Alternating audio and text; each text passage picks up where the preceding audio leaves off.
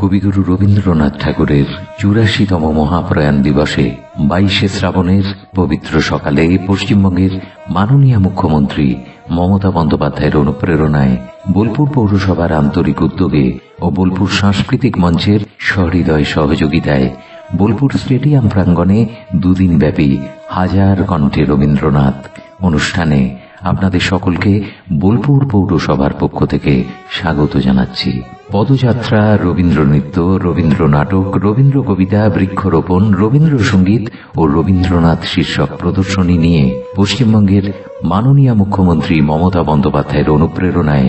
বোলপুর পৌরসভার উদ্যোগে ও বোলপুর সাংস্কৃতিক মঞ্চের সহযোগিতায় বোলপুর স্টেডিয়াম প্রাঙ্গণে কবিগুরু রবীন্দ্রনাথ ঠাকুরের ৮৪তম মহাপ্রয়াণ দিবস উপলক্ষে বিশ্বকবি রবীন্দ্রনাথকে শ্রদ্ধাঞ্জলি নিবেদনের উদ্দেশ্যে দুদিনব্যাপী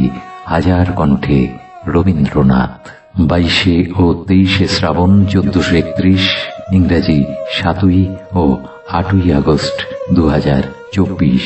শুভ সূচনা ২২শে শ্রাবণ সকাল ৮:৩০ বোলপুর স্টেডিয়াম প্রাঙ্গণে দুদিনব্যাপী হাজার কণ্ঠে রবীন্দ্রনাথ